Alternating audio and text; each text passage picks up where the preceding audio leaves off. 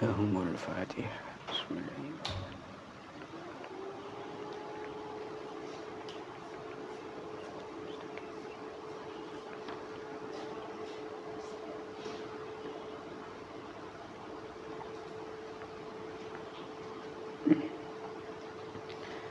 بسم الله الرحمن الرحيم.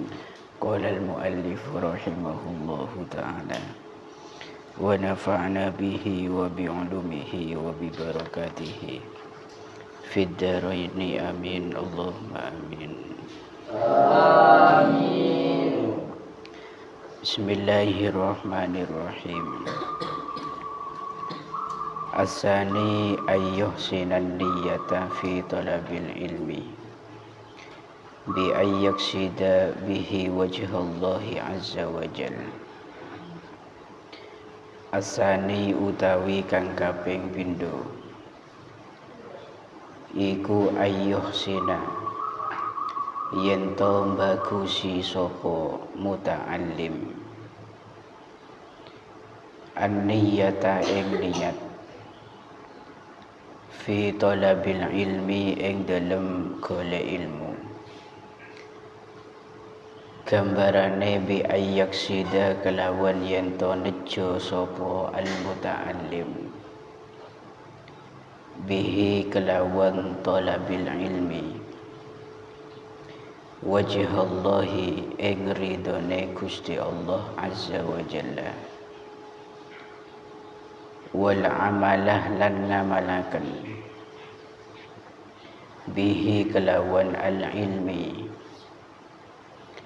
wa ihya asy-syari'ati lan ngurip-ngurip syariat wa tanwira qalbihi lan madangi atine muta'allim lan madangi atine muta'allim wa tahliyata batinihi lan maes-maesi batine muta'allim wa taqarrubah lan merti-merti parek wa taqarrubah lan merti-merti parek minallahi ta'ala saking Gusti Allah ta'ala wala yaksida lan yento ora nejo sapa muta'allim bihi kelawan talabil ilmi al-aghrada ing pira-pira tujuan ad-dunyawiyata kang bangsa dunya bayane min tahsilir riyasati nyatane ngasilaken dadi pimpinan nyatane ngasilaken dadi pimpinan wal jahi lan pangkat wal mali lan wa mubahatil akroni lan bangga-banggaan ing kanca wa ta'zimin nasi lan oleh ngegungaken menungso lahu maring muta'allim wa nahwi dzalika lan sepadane mengkono-mengkono tahsilir riyasah ila akhirih lan sepadane mengkono-mengkono tahsilir riyasah ila akhirih. Adab yang kedua yang harus dilakukan oleh para santri yaitu ayyuhsinan niyah fi talabil ilmi, harus memperindah, memperbaiki niatan di dalam mencari ilmu. Niatan nikah kudu etatah saungguhan sekiranya lurus dan tepat sasaran. Seperti apa niatan yang baik dalam mencari ilmu? Bi ayyaksida bihi wajhallahi azza wa jalla, yaitu seperti berniat untuk mendapatkan ridhonya Gusti Allah. Nomor 2 wal amala bihi, nyari ilmu nikah tujuannya untuk diamalkan. Karena orang nyari ilmu ni kepada kelaban orang ablenceh kolakan. Orang ablenceh ke pasar ni pasti mele perkara-perkara sekebuto. Bendeki tujuan pada akhirnya reng bereng sela ampun beli pasti bakal yang kui. Karena tidak mungkin ada orang yang belanja ke pasar membeli sesuatu yang nantinya tidak akan dipakai. Kalaupun ada, maka dia dikategorikan sebagai orang yang menyia-nyiakan harta atau mubadir. Orang menyia-nyiakan harta. Sampian ngobengin todi tojuna makle guna aki. Kang kui ngetok pelapa, kang kui ngetok reng sebereng. Sampian melemi sedap tojuna makle egakan. Semua apa yang kita beli pasti akan dikonsumsi pada akhirnya dan digunakan pada akhirnya. Begitu pula ilmu, kuleban panjenengan nyari ilmu. Ni ketujuan tak lain untuk kemudian diamalkan. Benih ditumpuk-tumpuk agar terlihat banyak ilmu tapi tidak terbukti secara amalia. Ni kaki. Men kuleban panjenengan tujuan nyari ilmu hanya untuk mencerdaskan diri. Terus apa gunanya? Cobalah pikir, kuleban panjenengan umpama cerdas, pinter orang, tapi tak guna lagi. Coba apa gunanya? Manfaatnya untuk kita pribadi apa? Manfaatnya untuk keluarga apa? Dan bahkan untuk masyarakat apa? Kalau cuma sekedar pinter banyak ilmu tapi tak ngamal lagi. Jadi ini penting.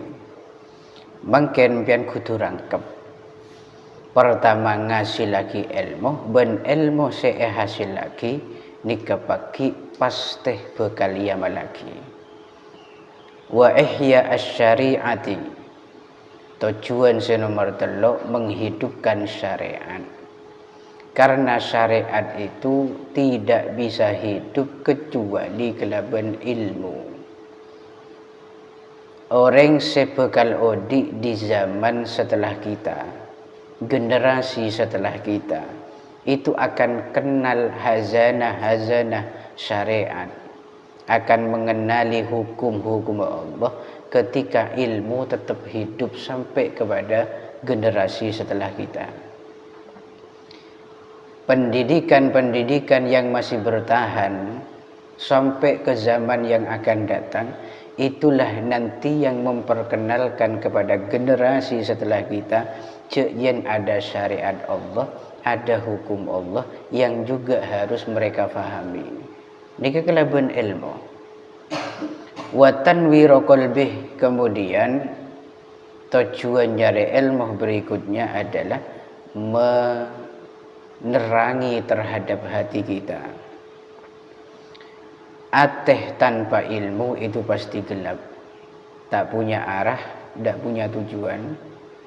Wa tahliyata batinih, dan menghiasi batin kita. Wa taqarruba minallahi ta'ala, ben mesemak ke Gusti Allah ta'ala. Ini kesetepakan. Sekolah, belajar, musyawarah, menghafal, itu semua sebagai sarana, bukan tujuan akhir. Tujuan akhir derem sekiran gula kelebihan sarana-sarana tadi itu kemudian bisa dekat kepada wusul ilallah, pondepak Gusti Allah.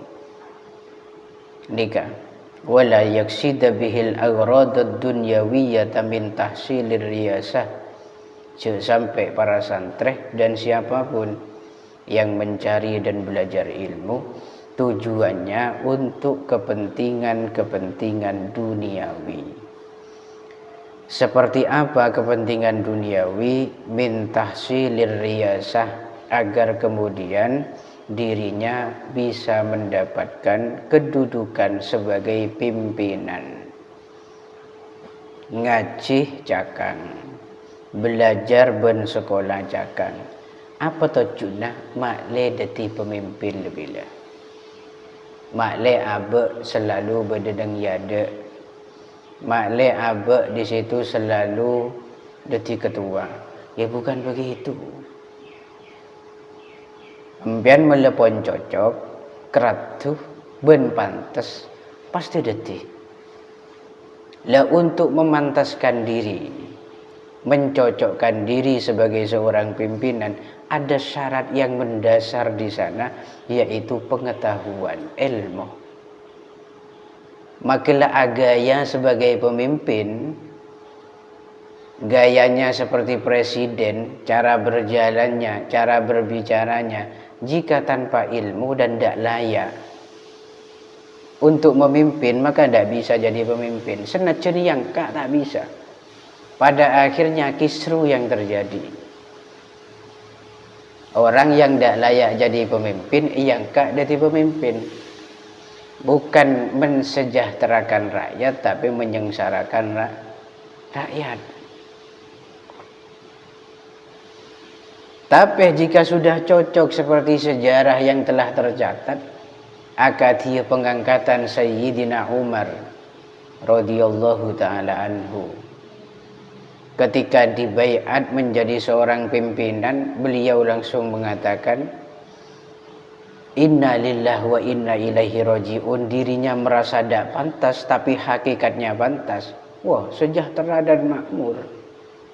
Masyarakat makmur karena dipimpin oleh orang yang layak jadi pemimpin. Maka lebih sebanyak gaya nomor sitong mensuruh omong di situ, masya Allah. Yang kak bahkan sarang masyarakat, jika memang tidak memiliki jiwa-jiwa kepemimpinan, tak punya kelayakan jadi pemimpin, ya semua akan dirugikan, bahkan termasuk dirinya sendiri.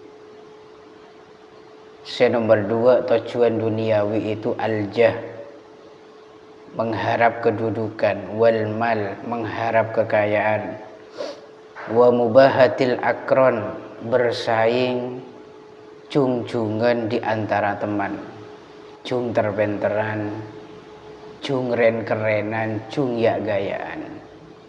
Makanya santri kula metoroah bade pondok nika biasa-biasa saja panjenengan. Bade pondok, bade pendidikan di sekolahan, ce ngadaaki gaya. Sekolah bukan tempat untuk bergaya. Sekolah itu bukan tempat untuk keren-kerenan masalah penampilan. Tapi sekolah tempat untuk mendidik dan merubah diri menjadi jauh lebih baik daripada sebelumnya. Nika kudu kaya enoku. Wa ta'ziman nasi lahu, dan terakhir dalam contoh di sini, orang nyari ilmu tujuannya agar kemudian nanti bisa dimuliakan dan diagungkan oleh manusia. Itu juga tidak benar. Nika keliru. Dan masih banyak yang lainnya.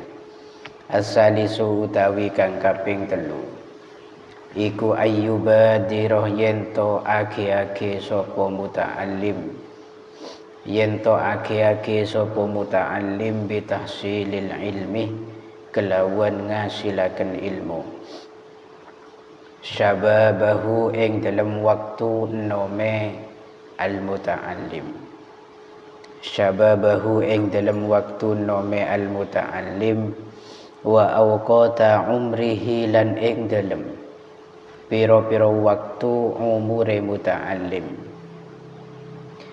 wala yaghtarroh lan ojo kebujuk sapa muta'allim, bi khad'i taswifi kelawan bujukane ngendi-ngendi, bi khad'i taswifi kelawan bujukane ngendi-ngendi, wa ta'milih lan angen-angen, Alasane fa inna kulla sa'atin krana setuhune saben-saben mangsa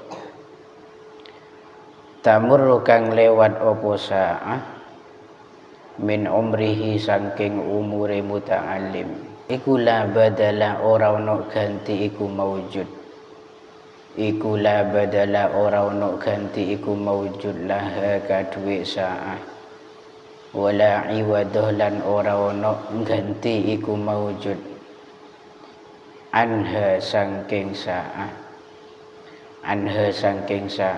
nomor 3 santri harus segera mungkin menghasilkan ilmu di waktu mudanya.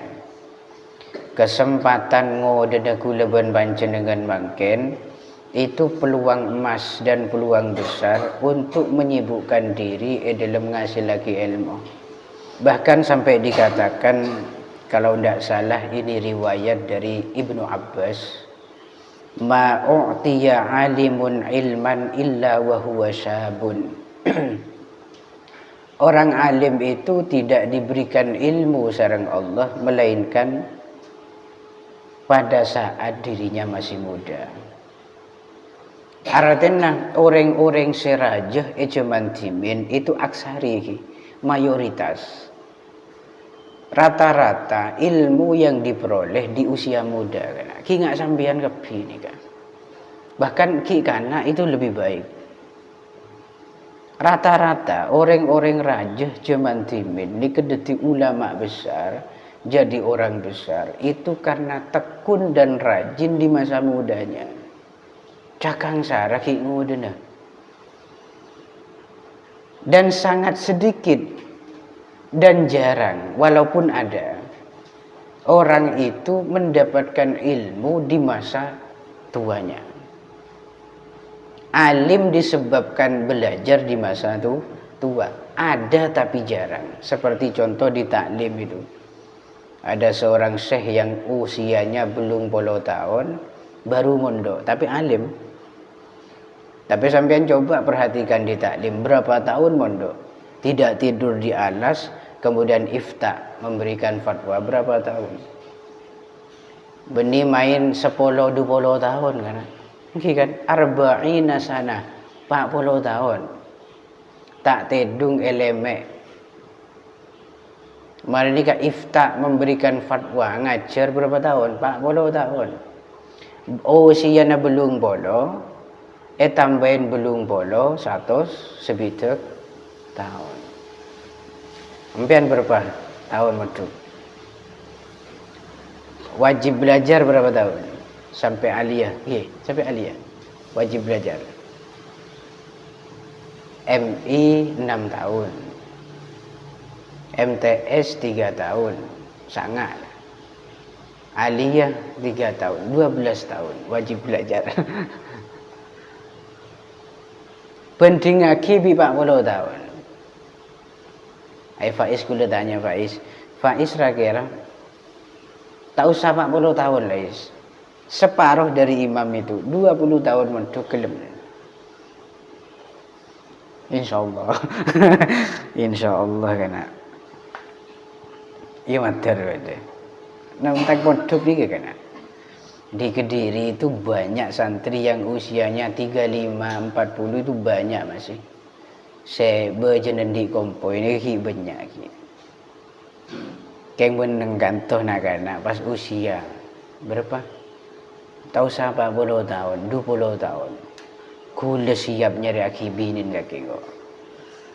Dong kuan. Ini sebagai contoh bahwa ilmu itu memang kebanyakan didapat di usia muda.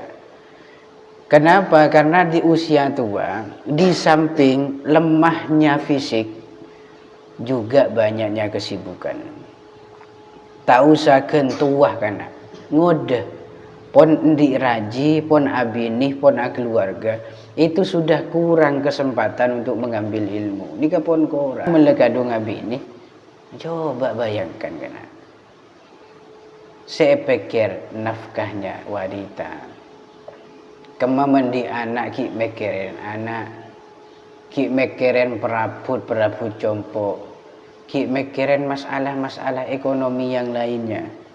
Ini kemelarat. Empian makin tak ditanggungan apa, kerogun ngaji, belajar, sekolah, hafalan itu tok. Ki sibuk mikirin selain, berarti sampean sekelero. Nambahin kesibukan yang seharusnya itu tidak ada pada sampean. Makan jangan gula-gula. Rata-rata santri nikah bisa mendapatkan ilmu, peluang itu banyak ketika di usia muda. Lah sehingga ketika bedenak kanak ki ngoden nikah pun tak batin niat, maka jangan harap di masa tua mendapatkan keuntungan yang lebih banyak. Ada sebagian kitab kan, nikah perlu sampean kengain ukur dan dijadikan tolak ukur. Ada sebagian kitab yang bahkan menjadikan tolak ukur usia 22 tahun sebagai nasib kedepannya. Nak kanak men umur dulekor 22 tahun nikah pun cakang, maka insya Allah ke belakangnya akan cakang terus. Men 22 tahun itu tak pati cakang atau bahkan nakal. Congo cuan guru na ya selak budak budi areodin. Makan beda saya umur 15 ada. Tinggal 5 tahun kesempatan untuk menemukan jati diri jika kita merujuk pada kitab ini. Kula engak dia pun kiai, man syabba ala syai'in syabba alaihi. Siapapun yang masih muda terbiasa melakukan sesuatu seperti itu, maka di usia tuanya tetap seperti itu. Man ki ngoden ngaji ya, tuan apa kun ngaji ya. Man ki ngoden selabut tuan ada situ alun bulun. Ya tapi sela ampun terlambat misalkan beda santri seusia napun segemi misalkan. Ya jangan kecil hati karena mungkin juga perubahan Allah takdirkan di masa tuanya. Seperti badahi ada di sini Imam As-Sakkaki kan. Imam As-Sakkaki itu usianya sudah terlambat. Sepuh pun. Beliau itu seorang pedagang, jualan. Kalau tidak salah jualan sepatu. Pada satu saat bedereng bini di situ lemeliyah ke Imam As-Sakkaki. Ternyata reng bini nikah beni kerogun bengobengin tapi atanya masalah ilmu. Lah tinggal atanya masalah ilmu beliau tak uning napa aja apa tak uning. Kemudian beliau menaruh semua dagangannya beriktikad untuk belajar. Selama berapa tahun? 2 tahun kerogun. Beliau menjadi orang alim allamah Imam As-Sakkaki. Tapi sampai cek termotivasi dengan ini loh. Ini hanya satu di antara 1000 contoh. 1 dari 10 orang. 1 itu ditakdirkan sukses di masa tua. Sampai Imam As-Sakkaki itu punya kitab namanya Miftahul Ulum. Ini kayak apa? Uniknya kitab Miftahul Ulum itu dipadukan di dalamnya fan balaghah dan fan arud, masalah syairan dan masalah sastra bahasa Arab. Lah, ilmu balaghah dalam kitab beliau itu diambil oleh Imam Al-Qazwaini. Kemudian dicetaklah satu kitabnya mana Talkhisul Miftah. Talkhisul Miftah itu diambil dan dijadikan nadhum oleh Asy-Syaikh Abdurrahman Al-Hadari. Yang kita kenal nadhoman itu kelaban Jauharul Maknun yang dipelajari di pesantren-pesantren. Itu diambil dari kitab Talkhisul Miftah. Yang itu juga diambil dari balaghahnya Imam As-Sakkaki. Orang sepuh tadi itu. Kemudian nadhum Jauharul Maknun diambil oleh Imam As-Suyuti sehingga tercetaklah sebagai nadhum Uqudul Juman. Bednya 1000 lebih. Itu sejarahnya Juman. Berangkat dari kegigihan seorang Syekh Al-Imam As-Sakkaki pada awalnya. Ini kebedah ulama yang demikian. Terus beda boleh kisah kan. Imam Malik mbian oning gurunya Imam Syafi'i atau pendiri madhab Malikiyah. Ketika hari raya telasan nikah acabis ke guruna benih ngelencer benih. Pikirna guruna dia itu hanya silaturahim lah. Salaman, mengomongan sekejap beleman. Ternyata tidak. Imam Malik adabu ke gurunya, guru saya datang ke sini bukan seperti umumnya manusia yang datang. Saya datang ke sini untuk belajar ilmu. Telasan acabis ke gurunya ngajak ngaji.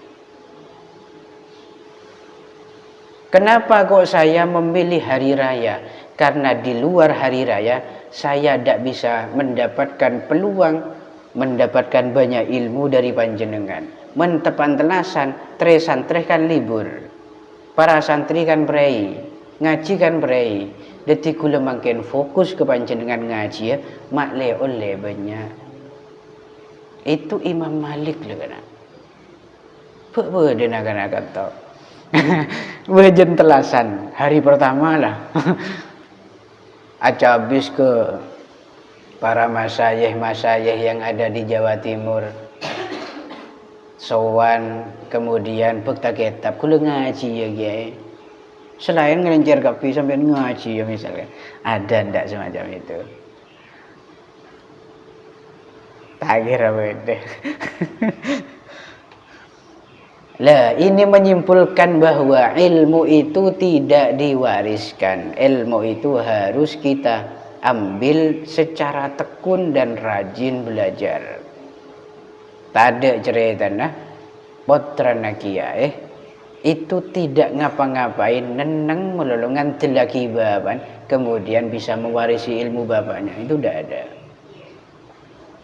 Kecuali dunia, mentunya itu harta warisan pancen. Anan krogun tedung melolo reng tuwana soki mate dadi soki anan. Keng men ilmu make anan kiai sekali. Nendang tak gelem ngaji, tak gelem mondok, tak gelem belajar. Makilah anan kiai, kiai na wafat, anan goblok. Ndak bisa mewarisi. Ini penting, nak kan nak pancen kudu cakang. Dalam ngaji pancen harus tekun dan serius ki. Fa inna kulla sa'atin tamurru min umrihi la badala laha wa la iwada anha. Alasannya seorang santri itu harus betul-betul mengambil banyak peluang dan kesempatan di masa muda dan di seluruh waktu-waktu dalam umurnya. Itu karena satu waktu, satu detik yang telah berlalu tidak ada gantinya kan. Waktu yang telah berlalu dalam hidup kita dikesobungkan tenah kesempatan tidak akan kembali kedua kalinya atau datang kedua kalinya. Wala yaghtarra bi khad'it taswifi wat ta'mil. Kulah ban panjenengan cek sampai tertipu dengan tipuan taswif. Taswif ni kala sedeti penyakit kula ban panjenengan selama nikah. Re penyakit yang jarang disadari tapi ada pada kita. Menunda-nunda. Engkau mele MTS, pecahakan ngabing kau. Ongguan, engkau mele MA, celingak gila, pecahakan minggu. Engkau tak apa-apa nakal sitilah. CMA ngocak, engkau mele kuliah, pecahakan. Sekuliah ngocak, engkau mele abi nih, dekik belajar engkau. Abi nih ngocak, engkau melandi anak, dekik pecahakan. Mari celingak kiwi dan anak. Sendi anak ngocak. Torotlah sepenting tangan anak tak pada kok. Pada akhirnya demikian. Ada saya ke Padang, ada tres santri. Saya ke Padang kan masa depan, iya kan? Iya kok si tenakal, kan jongok mari kok bekal serius. Bekal je segaren sampean depak. Walhasil pleman tak bek tak apa. Tak boleh apa. Ini penyakit nih kan kudu bailang. wa ayyaqta'a ma qadara alaihi minal alaik asyagilah wallahu a'lam bissawab.